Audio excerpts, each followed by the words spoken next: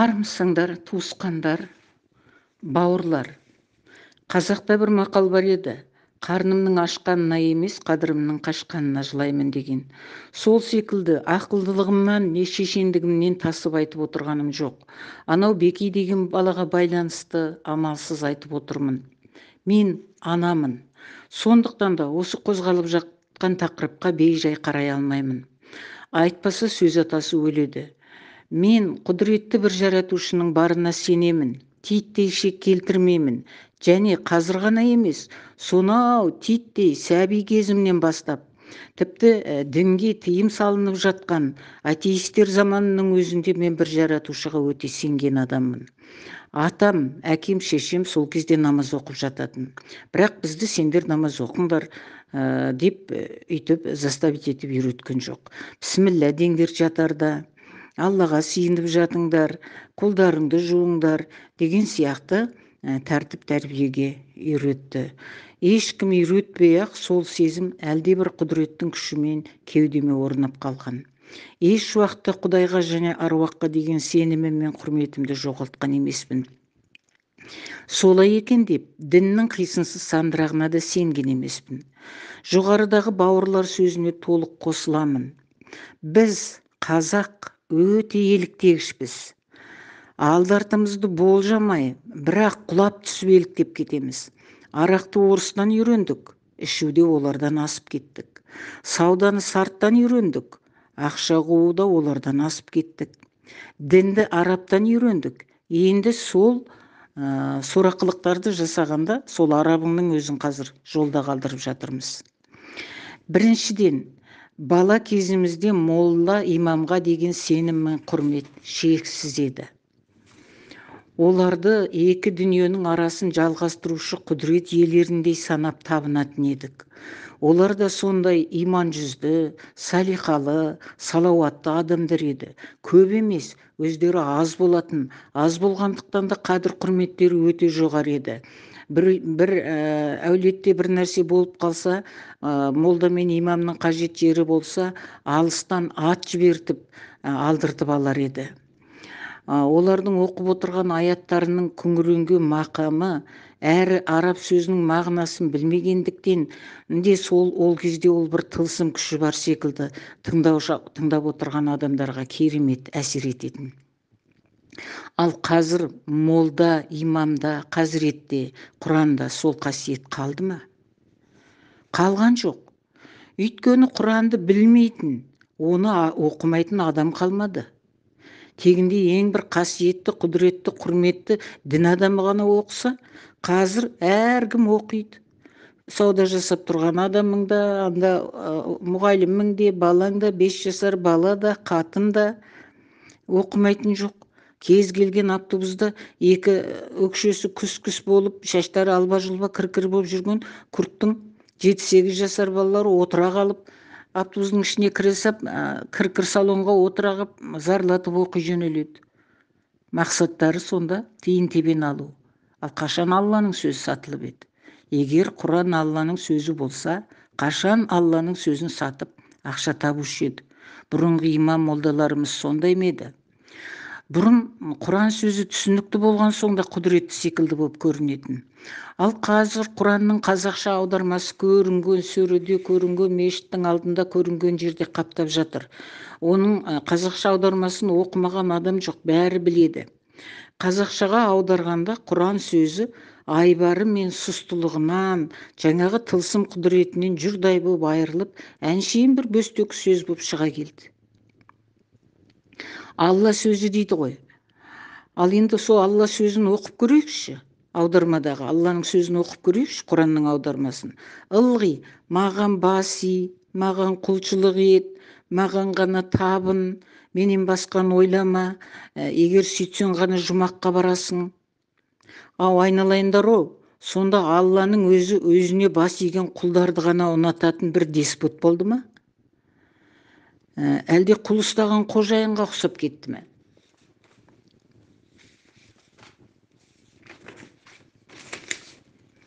Соншалықты құдіретті Алла сонда өзін ғана ойлайтын эгоист біреуге ұқсап кетті ме? 18.000 ғаламның құдіретті хақ иесі адамның келіп алдына сүмірейіп бас игеніне зәру ме? Бұл дүниедегі 100 қылмыстың 90-ы зинақорлық, мәпсіқұмарлық, неке бұзудан шығады. Ал о дүниенің ең кереметі жұмақтың сұнатыны жаңағы 70 қыз мен шараптың өзі екен. Сонда бәр күнәдан арылып тап-таза рухқа айналудың орнына тағы да барып шарапқа тойып, тағы да 70 қатынмен былығады екен. Көз алдарыңа елестетіңдерші. Бір қора тоқтының арасына қошқарды кіргізіп жерген сияқты. Сонда мұның несі жұмақ, несі қасиет? Сонда Алла дегеніміздің өзі гарем ұстап отырған арапқа ұқсап кетті емес пе? Ал неге осы Құранда да, аятта да, аудармада да, сүреде де әйелдер туралы бір ауыз сөз жоқ? Ол не, әйелдер Алланың жаратқан пендесі емес пе? Әйелді Алла жаратпағанда кім жаратты? Ары сүттей ақ, өмір бойы ері мен баласының үстінде пәруаны болып өткен, күнә жасамақ түгілі оны ойлауға да уақыты жоқ. Әйел байқұс қайда барады өлгеннен кейін? Егер әйел күнәден пәк болса, рас, еркекке 70 қыз беріп дайындап тұрған жұмақ, барған әйелге сонда 70 еркек бере ме? Ал енді не қасиет қалды осында? Әттең оданша былай деп айтылса ғой, бұл дүниеде ешбір жамандық, жауыздық жасамаған, адал, таза, мейірімді, адал еңбекпен күн көрген, некесіне адал пенделер о дүниеде де бір-бірімен қауышады. Бұрын кеткен ерімен немесе әйелімен табысады, бұрын кеткен ата-бабаларын көреді. Егер алдында жастай кеткен баласы болса, онымен де сағынып көрісіп, сағынышын басады. Ары қарай жанұясымен мәңгілік бірге өмір сүріп, со жақтан мәңгілік өмір сүреді десе, адамға осыдан өткен жұбату, осыдан өткен бақыт болар ма еді? Егер жұмақта 70 қыз күтіп отыр десе, ең алдымен билікпен байлар, сонан соң мына молда мен имамдар баяғыда кетіп қалған болар еді. Мына қарапайым қара халықты жібермес еді онда. Сондықтан адам баласы өлген соң сөйтейін деп емес, өмірде осылай болайын деп өмір сүру керек. 1000 күн қараңғыдан бір күн жарық артық дейді халық. Оқиын, білім алайын, заманға сай азамат болайын, қатарымнан қалмайын, мен үшін елім, ата-анам мақтансын, жар сүйіп ұрпақ өрбітейін, артыма із қалдырайын, халқым ұмытпай айтып жүретіндей бір игілікті іс істейін деп өмір сүру керек. Жастай өлсең жұмаққа тікелей барасың деген теріс уағыз талай адасқан, санасы уланған жастарды суицидке итерді. Ешбір күнәлі іске бармаса, таза жүріп таза тұрса, бір жаратушыға сенсе және сыйынса, сонан соң жұмасына бір рет жұма намазға барса болды емес пе? Мектептегі оқушы мен студентке, жұмыстағы жас адамдарға тек қана шарап өзеніне тойу үшін 70 қыз үшін ғана жанталасып, 5 уақыт дәрет алып намаз оқу, ауыз бекіту сонда шарт па? Ерні кезеріп бір жұтым суды ойлап отырған оқушы мен студент қайтып сабақ оқады? Базарда жанталасып, жүк түсіріп жүрген адам ауыз бекітсе, 5 уақыт иіліп бүгілсе, не қуат, не әл қалады, қайтып күн көреді, қайтып семьясын, жанұясын асырайды. Ал арабтар мен өзбектердің жөні басқа. Біріншіден, олардың бірен-сараны болмаса, көбі мемлекеттік жұмыста емес. Ылғи оларда жеке кәсіп. Оларға ораза титтей қиындық келтірмейді. Керісінше, ыстық күнде күні бойы үйде ұйықтап демалады, ал түнде бүкіл көше, базар күндізгідей қайнап, жарқырап жұмыс жасап жатады. Шайханалар түгел жұмыс жасап, қазан-қазан палауларын басып, таң атқанша шауқылдап шайханаларда тамақ ішіп отырады. Ал жанталасып жұмыс істеп жүрген адамның оразасын көзіңізге елестетіңізші. Тек денсаулығын құрту. Ашықсаң да, ауырсаң да, өміріңді құртсаң да, қайыршыға айналсаң да, жанұяңды асырай алмасаң да, жұмысты тастап, маған құл бол деген Алла жоқ. Алла өйтіп айтқан жоқ. Оны шығарған арабтар. Ал зейнет жасына келгендер, зейнеткерлер қалай ұстайым десе де, олар өздері білсін. Үшіншіден, дұрыс айтады, дін басқа, салт басқа. Қазіргі дін қазіргі жастарға, аруаққа аяқ асты қарауды үйретті.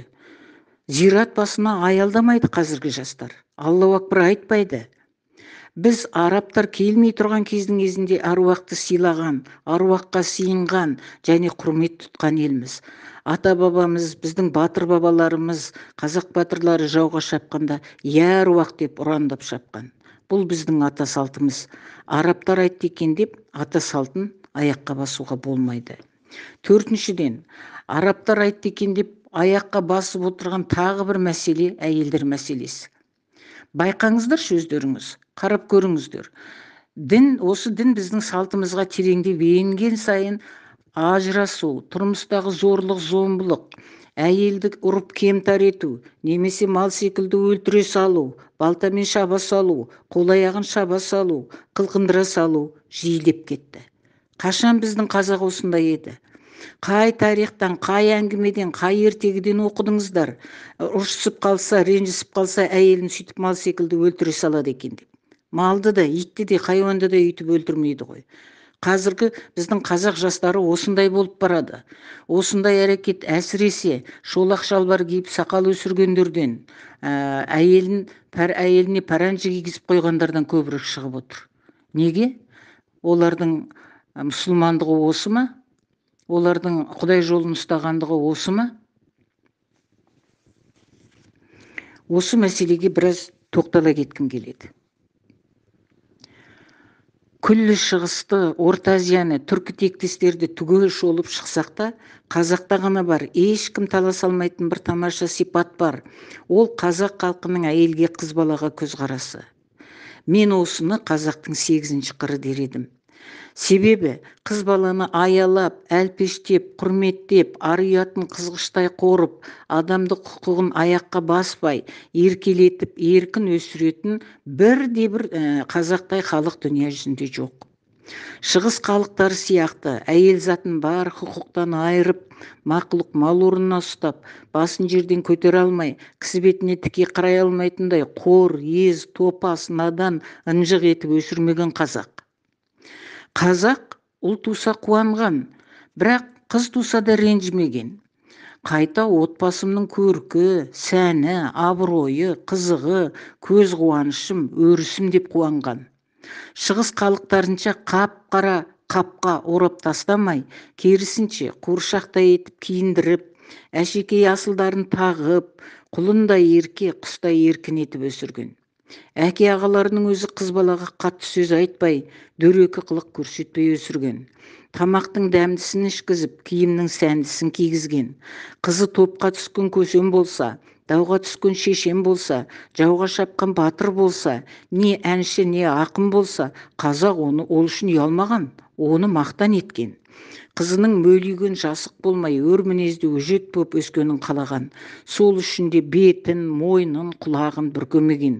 Оны қажет деп те санамаған. Өйткені ұл қызының тәрбиесіне, тектілігіне, өзін қорғай алар өжеттілігіне сенген. Сондықтан да қазақтан ақылшы дана әйелдер, аналар, бәйбішелер, сөз ұстаған шешен, жауға шапқан батыр әйелдер де шыққан. Құнанбай күллі тобықтыны жусатып өргізсе де, анасы Зеренің алдын кеспеген. Ақылынан шықпаған, небір келелі істерде, шешуі қиын түйіндерде бәйбішесі Ұлжанның кеңесіне құлақ асқан. Ұлпан Есеней биді жоқтатпай, сөз ұстаса, Айғаным ақ патшаға танылған. Бопай ер-азаматпен бірге соғысқа қатысқан. Кешегі отан соғысындағы Әлия Мәншүктер ойбай құлағымызбен мойнымызды еркектер көріп қояды деп қара желеңге оранып үйінде отырып еді. Тіпті кешегі 70-ші жылдардың бойжеткендерін ақ қарайықшы, қазіргі әжелер. Тізеден сәл төмен кең етек шыт көйлектерін киіп, тоқпақтай бұрымдарын желкесіне түйіп жүріп ақ оқыды, еңбек етті. Қоғамға, айналасына, ата-анасына еркін еркелеп, ашық мінезді, шыншыл, білімді, өзін өзі қорғай алатын, өз пікірін, көзқарасын білдіре алатын азаматтай қыздар болып өсті. Махаббат деген киелі сезімнің балшырын дәмін татып, жүрек қалауымен тұрмысқа шығып, адал жар, аяулана, ақылман әже болды. Сол заманда, анау 70-ші жылдарда, өздеріңнің қазіргі мына әжелердің заманында бір қыз бұзылып кетті дегенде естідік пе? Жоқ. Ондайды естімеппіз. Бір қыз бұзылып кетті, бір қыз баласын көшеге лақтыра салды, болмаса бір жігіт әйелін шауып өлтірді дегенді ол заманда біз естіген жоқпыз. Бірде қонақта бір жас келіншекпен бірге болдым. Аяғына дейін қара киім, басында қара хиджаб, тек танауының ұшы ғана көрінеді. Ауа жетпей қиналып, терілеп, қысылып отырды. Мен, қарағым-ау, мұның не? Бұл Иран, Ирак әйелдерінің ұлттық киімі ғой. Өз қазағымның ұзын жең, ұзын етек көйлегін киіп, ақ жаулығын бір көнсеңде болмай ма десем, ол сыбырлап сөйлеп маған түсіндіре бастады. Апа, менің бетім, құлағым, мойным ашық тұрса, басқа бір еркектің маған көңілі кетуі мүмкін дейді. Ал неге сыбырлап сөйлейсің десем, бөтен еркек менің даусыма ғашық болуы мүмкін дейді. О, сорлы дедім ішімнен, түсінігінің түрін. Мұсылмандықты шолақ шалбар киіп қаба сақал өсіру деп білетін діни дүмшелердің ісі бұл. Бұл олардың мұсылмандығының күштілігінен емес, тұп-тура қызғаныштың қызыл иті ішінде өліп жатқан еркектік эгоизмі. Әйелге өзін құрметтететін басқа қасиеті жоқ, өзіне сенімі жоқ, азаматтық биіктігі жоқ, ақылсыз еркектің ісі бұл. Көкірегінде таза діннің, иманның берік орнамағаны бұл. Мұндайлар пәлен сүйдеді, солай болу керек екен дегіш. Көп айтса көнді, жұрт айтса болды, әдетін адамның дейді ғой Абай. Өз отанын, атамекенін тастап, Сирияға барып өлгенді сауап деп, өзі өліп, әйелін ортақ әйелге айналдырып, баласын құл етіп жүрген еркектер осындайдан шығады. Неге біздің қыздар мұсылман болуды Иранның, Ирактың, Сирияның әйелдерінің ұлттық киімін киюден бастайды? Әлде Алла сол киім кигендердің ғана құлшылығын қабыл ете ме? Әлде біз халық емеспіз бе? Бізде ұлттық киім деген жоқ па? Қазақ киімін киіп жасаған құлшылық қабыл болмай ма? Не, Алла арабтың меншігі ме? Неге біз Аллаға емес арабқа сыйынамыз? Құлақ, мойын дегеннен шығады. Осы жылы өткен бір айтыста мынау Жандарбек Бұлғақ деген Талдықорғанның ақыны айтыста айтысып отырып былай дейді: бастауыш кластың қыздарынан бастап кимешекті кигізу керек дейді. Қазір мына айтыс ақындарының да өздерінің деңгейлерінің төмендеп кеткендігі сондай, көздерін шел қаптады. Ешқандай мына қазақтың салт дәстүрінен олардың ұғым түсінігі жоқ. Сөйтіп отырып халыққа уағыз айтқан несін алған. Кимешек қазақтың ұлттық киімі екені рас, бірақ ол қыздың киімі емес, ол әйелдің киімі. Қазақта қыз бен әйел сөзіне өте мән беріледі. Қыз басқа, әйел басқа. Сондай-ақ киімі де көп мағынаны аңғартады. Қазақ қызының бас киімі мынандай ретпен киіледі: 7 жасқа дейін жай тақия, 9 жастан бастап үкілі бөрік зерлі тақия, төбетей немесе топатай, қалыңдық кезінде сәукеле, келіншек кезінде желек, жаулық. Осы желекті аяғы ауыр болғанша киеді. Жаулықты қазақта еш уақытта да қыздар салмайды. Ол әйел болғанның белгісі. Сол себепті де қазақта екінші байлық ақ жаулық, басына жаулық түскен соң бұрынғыдай күн қайда деген сөздер бар. Желек астында желігі басылмай, желек астында желкілдеп жатады кейбір ұшқалақ жас келіндер жөнінде. Жаулықты аяғы ауырлап сәбилі болғанша киеді. Келіншек балалы болған кезде ғана кимешек киеді. Неге?